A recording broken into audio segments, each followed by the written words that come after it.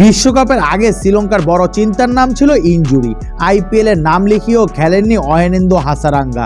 আবার মাথিসা পাতিরানা টুর্নামেন্টের মাঝপথে এসে বিদায় জানিয়েছে চেন্নাই সুপার কিংসকে। তবে বিশ্বকাপের স্কোয়াডে ঠিকই দেখা গেল দুই তারকাকে।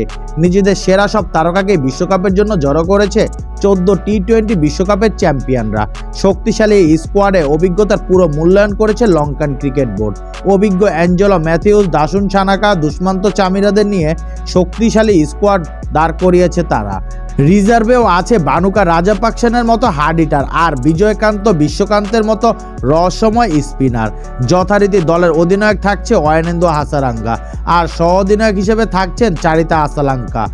নিজের ষষ্ঠ আসরে খেলতে যুক্ত হয়েছে অ্যাঞ্জেলো ম্যাথিউস। পুরো দলে সাবেক আর বর্তমান অধিনায়কদেরই মেলা বসিয়েছে দলটি।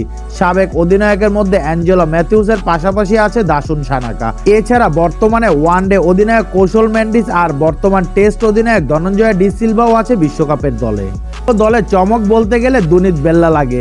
21 বছর বয়সে অলরাউন্ডার জাতীয় দলের জার্সিতে এখন পর্যন্ত একটি টি-20 ম্যাচও খেলেননি।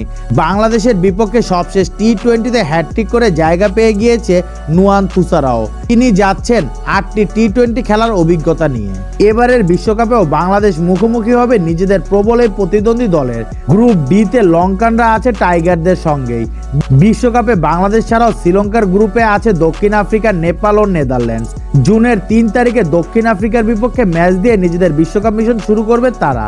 বাংলাদেশের বিপক্ষে পরের ম্যাচ 8 জুন।